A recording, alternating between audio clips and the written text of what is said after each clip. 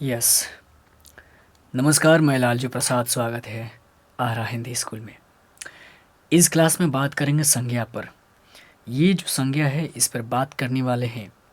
और पहला सवाल है आपका, एक ऐसी संज्ञाएं जिनके खंड सार्थक होते हैं। ये जो संज्ञा कह रहा, संज्ञा जैसे गा य, मान लीजिए गाय क्या है, एक संज्ञा है। कह रहे हैं कि जिनके खंड सार्थक होते हैं, यानी इसको खंड करेंगे, गाय को खंड करिए, गा प्लस य अगर हम खंड करते हैं इस तरीके से तो सार्थक होते हैं। यानी उसका अर्थ बढ़िया निकलना चाहिए, मतलब अर्थ निकलना चाहिए किसका, दोनों का अर्थ निकल रहा है। अब ये आप बताइएगा उन्हें क्या कहते हैं। देखिए, ये सवाल मैंने इसलिए जानबूझकर रखा है और पहले ही इसलिए रखा है कि मैं बता दूं कि ठीक इसके पीछे जो हम लोग क्लास कर लिए हैं व्याकरण से, उसमें शब्द विचार पे किए हैं। और मैंने उसमें बताया हुआ है कि आपका बताना है कि रूढ़, यौगिक, योग रूढ़ क्या है। उसमें हमने यही बात किया है कि ये जो हैं रूढ़, यौगिक, योग रूढ़, ये क्या हैं, इनकी परिभाषाएं क्या हैं, ये किस शब्द के किस वर्गीकरण में आते हैं, इनकी जो ये बंटवारा है किस दृष्टि से बंटवारा किया गया है, और शब्द जो है, शब्द क्या होते हैं, शब्द का बंटवारा किन कितने खंडों में किया गया, भागों में किया गया है, वर्गीकृत किया गया है कितने, तो वहाँ भी सब कुछ डिस्कस किया हुआ है। और मैं जानबूझकर इस सवाल को यहाँ पर रखा हूँ ताकि आपका जो है दृष्टि थोड़ा सा और ब्रॉड हो, बड़ा हो, सोचने की क्षमता और बढ़ जाए, कुछ नॉलेज हो जाए। देखिए मैं बताता हूँ, जब भी ना शब्द जो एकल शब्द होते हैं, जैसे गाय क्या है, एकल शब्द है, गाय एक फोनिम में है ये गाय। अब हम इसको गा को य को अलग करते हैं तो क्या गा य का कोई अर्थ निकल रहा है, मीनिंग, ये तो ये निरर्थक हो गया, निरर्थक हो गया ना, निरर, ये क्या हो गया, निरर्थक हो गया। तो देखिए, जब निरर्थक अर्थ हो जाए तो वो क्या हो जाता है, रूढ़ हो जाता है। और ये क्या है, संज्ञाएं हैं। क्या है ये, शब्द को 8 भागों में बांटा गया है। तो 8 कौन कौन से हैं, संज्ञा, सर्वनाम, विशेषण। मैं यहाँ पर इन चीज़ों को लेकर ज़्यादा बात ना करूँ, उससे मैं पहले कह दूँ कि आप जाकर ठीक इसके पीछे ज़रूर क्लास देख लीजिएगा, बहुत छोटी है बट बहुत काम की है। 4 से 5 नंबर के प्रश्न उस क्लास से आपको किसी हाल में बनते ही बनते हैं, और उसका देखने के बाद आप क्या ही कहें, परीक्षा में खलास कर देंगे। आइए देखते हैं, रूढ़ समझ गए, मतलब ऐसा शब्द जिसका कोई अर्थ ही नहीं निकले खंड करने पर। यौगिक यानी ज़्यादा से ज़्यादा 2 खंड हो, क्या हो, 2, जैसे संधि विच्छेद करते हैं तो उसी तरीके से दोनों का अर्थ स्पष्ट पता चले कि खंड करने के बाद भी। ठीक है, जैसे राजपुत्र, मान लीजिए राजपुत्र है, तो राजा का पुत्र है, दोनों को खंड अलग करते हैं तो समास में भी। तो देखिए, योग रूढ़ हुआ दोनों को मिलाकर, यानी तीसरा, जैसे बहुब्रीहि समास में होता है ना, गजानन, यानी जिसका जो तीसरा अर्थ दे वही योग रूढ़ हो जाता है। तो टोटल मिलाकर जिसका सार्थक खंड होता है कौन हो गया, यौगिक।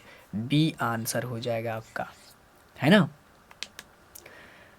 क्लियर हुआ है। एक सवाल मैंने इसलिए उसको सवाल को रखा था, हम संज्ञा पढ़ रहे हैं और संज्ञा आपको जानते हैं बहुत आसान चीज़ है, ये तो बहुत बचपन से ही पढ़ते आ रहे हैं। बट इस चीज़ में, इस क्लास में हम देखेंगे कि बहुत सारे सवाल ऐसे हैं जो काम के हैं और इम्पोर्टेंट हैं।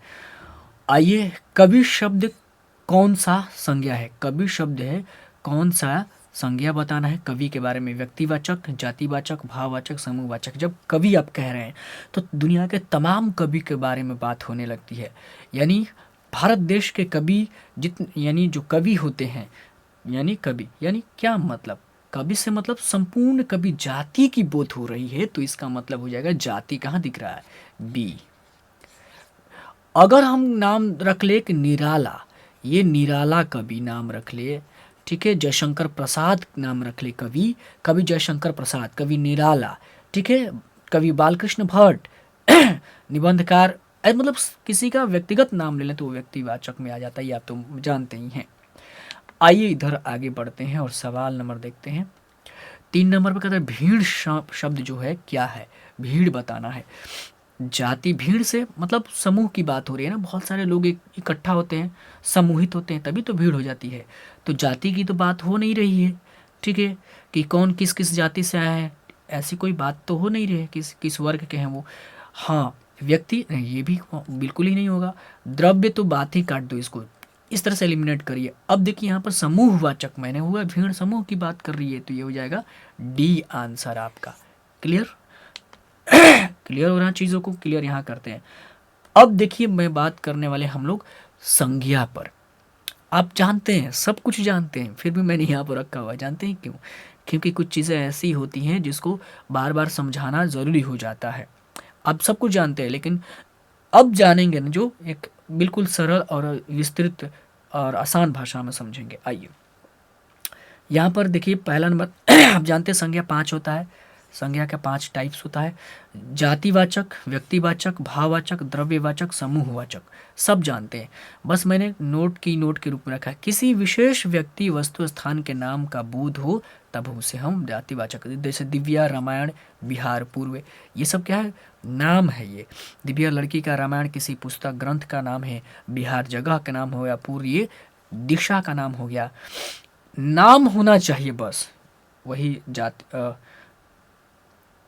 अच्छा ये देखिए तो आगे पीछे हो गया, ठीक है। ये जो है व्यक्तिवाचक जो है पहले आएगा, ठीक है।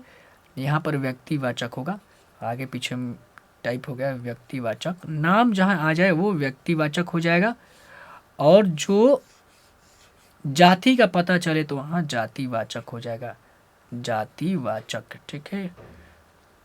जातिवाचक संज्ञा, इसको ठीक कर लूँगा मैं इसके बाद। जैसे किसी संपूर्ण जाति का बोध हो, किसी का संपूर्ण जाति का, जैसे आदमी कहने से मतलब तमाम आदमी, लड़की मतलब तमाम लड़कियां, गाय कहने मतलब तमाम गायें, लेकिन कह दिया जाए कि मेरी लक्ष्मी गाय, लक्ष्मिया गाय, यानी जिस उसका नाम रख दिए तो वो क्या हो जाएगी? व्यक्तिवाचक में चली जाएगी। अब भाववाचक, किसी के भाव या स्वभाव का पता चले, वही जैसे मिठास, आहा कितना मधुर मिठास है, यानी भाव मतलब फीलिंग की बात वहाँ पर जुड़ जाए, ठीक है ना। गरीबी, सुंदरता, वीरता, बचपन, ये सब क्या है? फीलिंग है ये, तो भाव आ गया। क्या भाव? भाव लग गया, वही भाव। द्रव्य मतलब तरल रूप में हो, ठोस में भी हो, लेकिन द्रव्य का पता चले। किसी तरल ठोस, देखिए किसी तरल ठोस धातु अधातु किसी द्रव्य का बोध हो तो वो जैसे पानी, मिट्टी, सोना, चावल, चीनी, गेहूं, बर्फ, खाने पीने के जितने भी सामान होते हैं वो सब आ जाते हैं इसमें द्रव्य में। समूह में आप जानते हैं जिस शब्द से किसी समूह का बोध होना हो, मतलब समूह, गुच्छा, गुच्छा एकजुट, ठीक है, कमेटी की वहाँ पर पता चले। जैसे कक्षा, बहुत सारे बच्चे होते हैं कक्षा में, समूह हो गया, भीड़ में हो ही गया, अंगूर का गुच्छ हो गया, चाबी का गुच्छ हो गया, किसी का गुच्छ हो गया, ठीक है। गिरोह है, संघ भी हो जाएगा, बहुत लोगों को जोड़कर एक संघ बनाया जाता है तो संघ हो जाएगा। कुंज, घौंध होता ना, केला का घौंध, समझ गए यहाँ पर। आइए सबसे ज़रूरी चीज़ है इस स्क्रीनशॉट लगा सकते हैं। मैंने बताया ना कि देखिए क्या है, आप सब जानते हैं संज्ञा क्या है, कितने भेद होते हैं, क्या परिभाषा है, लेकिन इस चीज़ को आप शायद समझें, आज नया लगेगा आपको। भाववाचक संज्ञा मुख्यतः 5 प्रकार के शब्दों में प्रत्यय जोड़कर बनाया जाता है, और भाववाचक बनाए भी जाते हैं भाई, ये एक नई चीज़ है। अब देखिए कैसे। जातिवाचक संज्ञा शब्द में अगर हम जोड़ते हैं, जैसे पशु, पशु क्या है? पशु मतलब दुनिया का तमाम पशु, लेकिन अगर हम उसमें ता जोड़ देते हैं, पशुता, ये पशुता क्या है? एक व्यवहार, एक भाव की बात आ जाती है। मतलब पशुता मतलब पशु वाले प्रवृत्ति, पशु वाला जो प्रवृत्ति है, वाला जो प्रवृत्ति है आदमी में आ जाता है तो पशुता। आदमी में आदमीयता खत्म हो गई, यानी एक भाव की बात हो रही है। देख रहे हैं ना जाति से कैसे बन रहा है भाववाचक। सर्वनाम, आप कहेंगे ये सर ये क्यों बता रहे हैं, ये बहुत ज़रूरी चीज़ है। ये यही सवाल बनते हैं, आत्मीयता, अपनत्व, एकता, आपको देख के पता चल जाए कि क्या है भाववाचक है। और इसमें देखिए कि अगर भाववाचक दे देखे, भाववाचक से आप इसका मूल संज्ञा बताइए, तो बता कैसे बताएंगे, जानेंगे तब तो। सर्वनाम शब्द में अपना से अपनापन, अपनत्व, सर्व से सर्वस्व, कुछ नया चीज़ में मिल रहेगा। अपनत्व अभी तक शब्द आप जानते थे, लेकिन क्या आप जानते हैं कि ये भाववाचक बनाया हुआ शब्द है? अपना से बना हुआ, किस शब्द से बना? अपना से बना हुआ है, आप जानते थे? नहीं जानते होंगे। मिठास, क्या आप जानते थे मिठास जो है भाववाचक, ये जानते हैं कि भाववाचक है, ठीक है, लेकिन जानते हैं कि किससे बना हुआ है? मीठा से बना हुआ है, आपको मालूम था। एकता क्या है? किससे बना हुआ? एक से बना हुआ है, उसमें प्रत्यय ता जोड़ दिए तो बन गया एकता, ये चीज़ है। यानी विशेषण से बन रहा है, क्रिया यानी मारना, मारना, ठीक है, मारना, मारना से मार, क्या हो गया? ये मार। सजाना से सजावट, ठीक है, कूदना से कूद। अब आ जाएगा कि बताइए कूद कौन सा संज्ञा है, कूद कौन सा संज्ञा है, तो ले कूद, क्या आंखें फट जाएगी, कूद क्या है, नहीं गड़बड़ा जाएंगे ना अब। सजावट बता सकते हैं, मार आ जाए तो बताएंगे, नहीं बता पाएंगे आप। अव्यय से, अव्यय शब्द से शब्द में जोड़कर प्रत्यय जोड़कर बनता है। जैसे अव्यय क्या, ऊपर, ऊपरी, निकट। ऊपरी आ जाए तो कन्फ्यूजन हो जाएगा, क्या है भाई, ये क्रिया विशेषण टाइप से दिख रहा है। निकट, नैकट्य, नैकट्य, धिक, धिक्कार, है ना। तो ये नई चीज़ है, इसको स्क्रीनशॉट लगा कर रख लीजिए। आइए हम सवाल अब देखते हैं। 4 नंबर, जिस संज्ञा से नाप तौल वस्तु का बोध हो। नाप तौल भाई किसको तौला जाता है, किसी तरल पदार्थ को ही, नापा तरल पदार्थ को ही जाता है, तो उसे क्या बोलते हैं। समूह तो बिल्कुल नहीं होगा, भाव बिल्कुल नहीं होगा, जाति बिल्कुल नहीं होगा, सी आंसर हो जाएगा, द्रव्यवाचक। क्लियर, नाप तौल द्रव्य। अब बात करते हैं नेक्स्ट प्रश्न पर। कृपणता शब्द कौन सा है। कृपणता, ये भाव की बात चल रही है। जैसे देखिए, जब भी ता जुड़ जाए ना, ता पा वा जो भी एक प्रत्यय लग जाए तो आप समझिएगा भाव है। आइए, भाव कहाँ है, बी आंसर हो जाएगा। ऑप्शन देखने की भी ज़रूरत नहीं पड़ेगी, सीधे आंसर दे दीजिए। अब बात करते हैं 6ठा नंबर, भारतवर्ष शब्द कौन सा संज्ञा है। भारतवर्ष से क्या पता चल रहा है, एक अपना जो भारत देश है संपूर्ण रूप में पता चल रहा है, यानी भारतवर्ष कौन सा हो गया, ये नाम हो गया ना देश का एक अपना। तो जाति तो होगा नहीं, भाव तो होगा नहीं, समूह होगा नहीं, व्यक्तिवाचक हो जाएगा डी।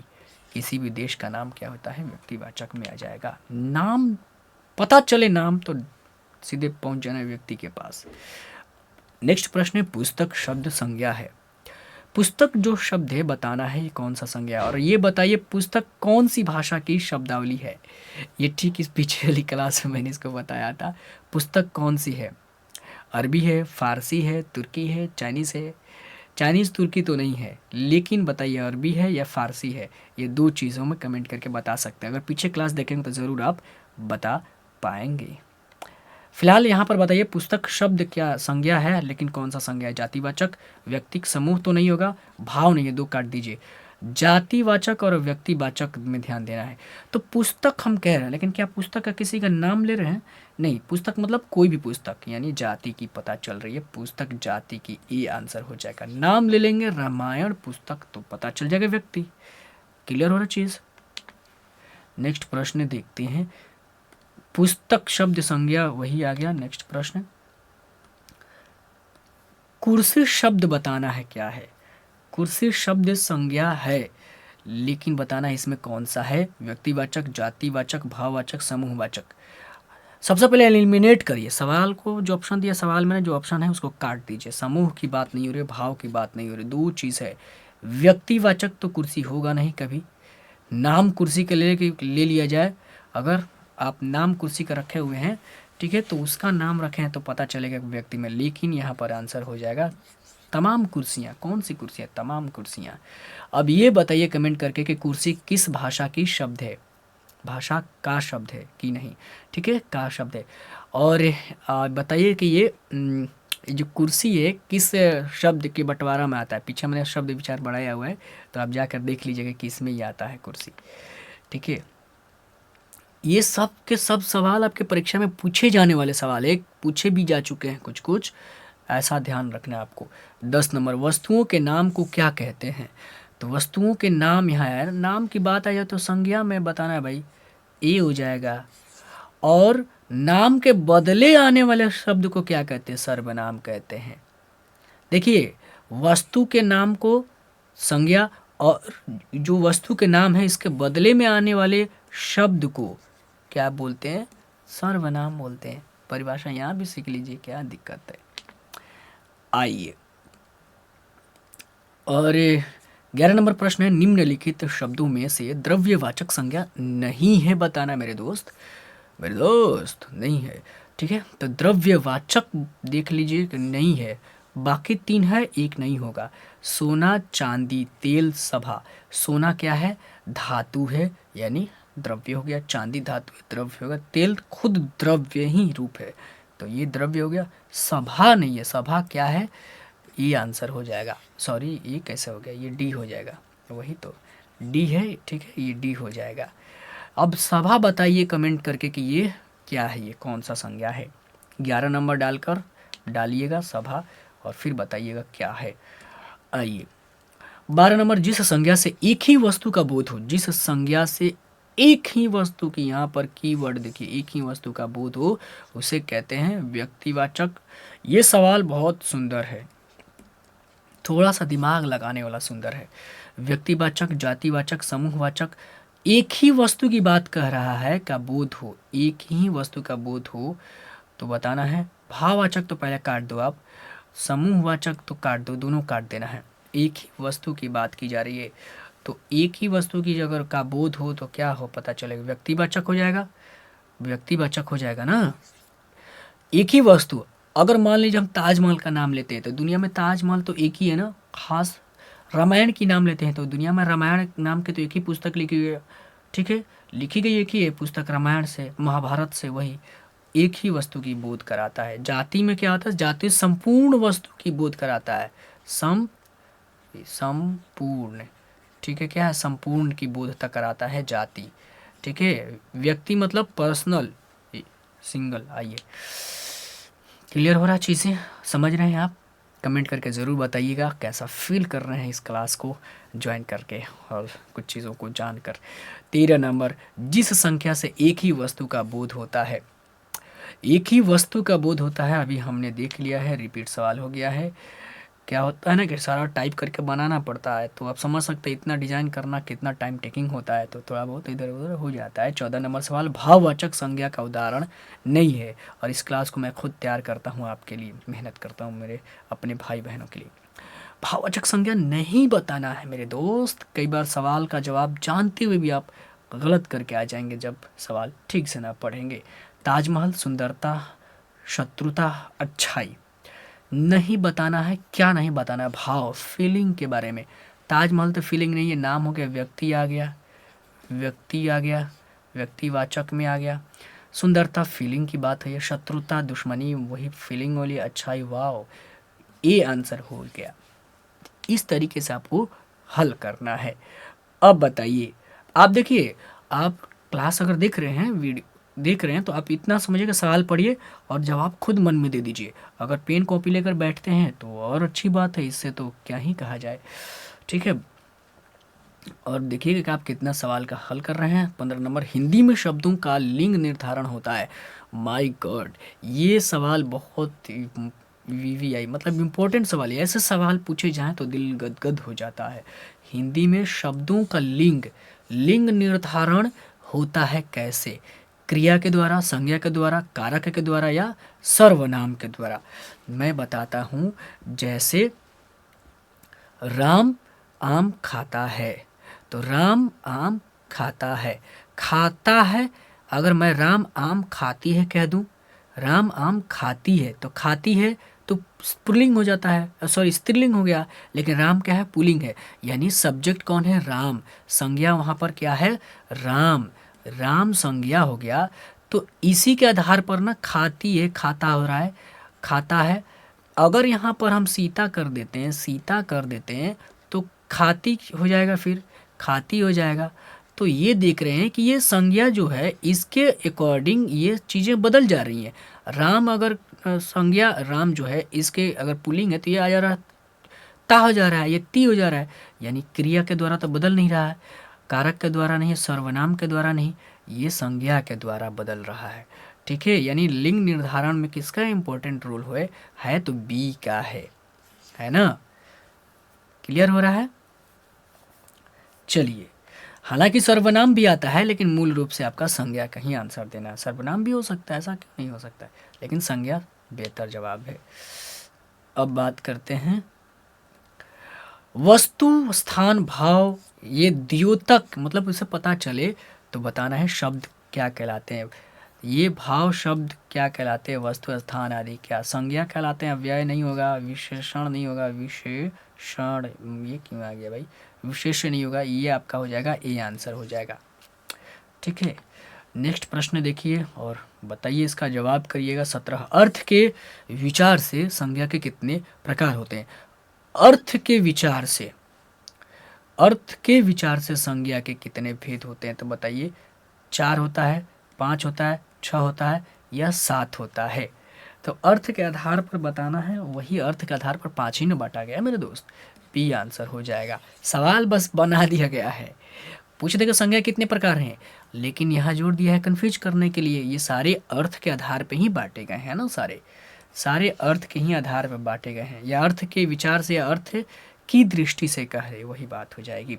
कंफ्यूज नहीं होना है। सवाल देखिए कितना सिंपल है लेकिन घुमाया गया है। अब 18 नंबर बताना है कि संज्ञा क्या है। संज्ञा है तो क्या है? विकारी शब्द, अविकारी शब्द, अव्यय, अव्यय या अपरिवर्तनीय। ये सवाल देकर आप कंफ्यूज हो जाएंगे कि यार ये सवाल संज्ञा है, क्या है ये नए शब्द कहाँ से आ गए। लेकिन अगर आप ठीक इसके पीछे जो हमने व्याकरण से संबंधित जो शब्द विचार वाली जो क्लास हमने किया है, अगर आप किए होंगे तो इसका आंसर आप जानते हैं। कमेंट करके बताइए। मैं थोड़ा सा पॉज लेता हूँ। विकारी शब्द, अविकारी शब्द, अव्यय, अपरिवर्तनीय, या शायद मैं क्लास की शुरुआत में भी इस चीज़ को लेकर बात की है। देखिए मैं बताता हूँ संज्ञा क्या है। आपका एक विकारी शब्द है। मैंने पहले ही बता दिया कि संज्ञा क्या है। ये संज्ञा भी शब्द के ये पार्ट है, अंग है, भाग है, विभाग है। ठीक है, हम शब्द संज्ञा को शब्द के अंदर ही पढ़ते हैं। और संज्ञा क्या है? इसके रूप बदल, जैसे गाय तो गाय है, मैंने बताया ना, रूप बदलता है, यानी विकारी शब्द ही कहलाता है। यानी विकारी शब्द 4 होते हैं। कौन? संज्ञा, संज्ञा, संज्ञा, सर्वनाम, सर्वनाम। ठीक है, मैं शॉर्ट नाम ले रहा हूँ, ऐसे पूरा लिखेंगे टाइम जाएगा। संज्ञा, सर्वनाम, विशेषण, संज्ञा, सर्वनाम, विशेषण और क्रिया। ठीक है, क्रिया याद रखिए। 4 जो है ना ऐसे शब्द जो हैं विकारी कहलाते हैं, यानी इनके रूप बदलते हैं। रूप बदलने वाले शब्द ही विकारी शब्द कहलाते हैं। अविकारी यानी नहीं बदले, जिसका जैसे समुच्चय बोधक हो गया, विस्मयवादी बोधक हो गया, ये सारे जो हैं बाकी के और 4 शब्द। आइए आगे बढ़ते हैं। ये बताइए कमेंट करके ये सवाल कैसा लगा, जो अभी मैंने वो खुद बनाया हुआ है, मैंने आपके लिए बना कर रखा है। कहीं नहीं मिलेगा वो आपको सवाल, लेकिन क्या पता ज्ञान का वृद्धि तो करना है। आइए, मित्र का भाववाचक संज्ञा बताना है। देखिए मैंने बताया ना, मित्र का भाववाचक बताइए। मैंने सवाल ये बनाया हुआ है कि कई बार ऐसा सवाल पूछ दे तो फिर कैसे जवाब देंगे। तो ये आप जान गए हैं कि भाववाचक बनाते कैसे हैं। ठीक है, तो बंधुता, मित्र, मित्रता, मैत्रेयी। अब यहाँ पर बताइए, ये सारे मित्र के ही रूप हैं, लेकिन भाववाचक इसमें से चुनना है। बंधुता होगा, मित्र होगा, मित्रता होगा या मैत्री होगा। ध्यान दीजिए, मूल शब्द क्या है? मित्र। तो इसमें ढूंढिए मित्र कहाँ है। यहाँ पर मित्र, यहाँ पर भी है, लेकिन मूल रूप से ये मित्र है। आपका ता प्रत्यय जुड़ा हुआ है। ध्यान देने की बात है, प्रत्यय जुड़ा होना चाहिए बस। इसमें प्रत्यय, इसमें प्रत्यय मूल रूप से ता है, इसमें भी ता है, लेकिन बंधु है तो बंधु यहाँ है नहीं, मित्र है। ठीक है, तो यहाँ पर आपका आंसर सी हो जाएगा। आइए आगे बढ़ते हैं। तो यहाँ पर आपका जो भी था 19 सवाल यहाँ पर समाप्त होता है। अब आप कमेंट करके ज़रूर बताइए कि अब आप इस क्लास से क्या क्या सीखे, कैसा फील किए इस क्लास को देखकर। और मैं उम्मीद करता हूँ कि आप मज़ा ले रहे होंगे, मतलब इस क्लास से जुड़ रहे होंगे। चूँकि नया चेहरा मेरा देख रहे होंगे, अगर नए क्लास में आए होंगे तो थोड़ा सा अच्छा नहीं लगता है। कई बार लोग, जब धीरे धीरे आप मेरी क्लास को देखना शुरू करेंगे, जुड़ जाएंगे, फिर प्रेम हो जाएगा मुझसे। ठीक है, तो मुझसे नहीं, मेरे पढ़ाने की कला से। अब बताइए कमेंट करके कैसा फील कर रहे हैं। अपने दोस्तों को शेयर ज़रूर कर दीजिए, थोड़ा सा मोटिवेशन मिलेगा कि हाँ जुड़ेगा लोग। जितने आप लोग जुड़ेंगे मज़ा आएगा पढ़ाने में, मुझे भी। तब तक के लिए दीजिए इजाज़त, फिर मिलते हैं नेक्स्ट क्लास में। तब तक के लिए आप रोज़ सुबह 10 बजे व्याकरण, आप 10वीं की छात्र हो या 12वीं की हो, अगर नहीं है तो एक दूसरे से शेयर कर लीजिए कि भाई चल रहा है व्याकरण की क्लास, कम से कम देख लीजिए सभी। और बाकी कोई भी आप एग्ज़ाम देने वाले हैं, दुनिया में तमाम तरह की जो भी परीक्षाएं होने वाली हैं, आप आगे चलकर जो भी देंगे, इस क्लास को याद रखिएगा, हमेशा विजिट करते रहिएगा। खासकर व्याकरण के लिए प्लेलिस्ट हमेशा तैयार रहेगा आपके लिए, आकर वहाँ पर ज़रूर व्याकरण पढ़िएगा। ठीक है, और इस क्लास में हम लोग धीरे धीरे स्टेट, सीटेट, बाकी सब चीज़ को लेकर हम लोग यहाँ पर तैयारी करेंगे। फ़िलहाल अभी 10वीं और 12वीं की हो रही है क्लास। तब तक के लिए दीजिए इजाज़त। जय हिंद, जय भारत।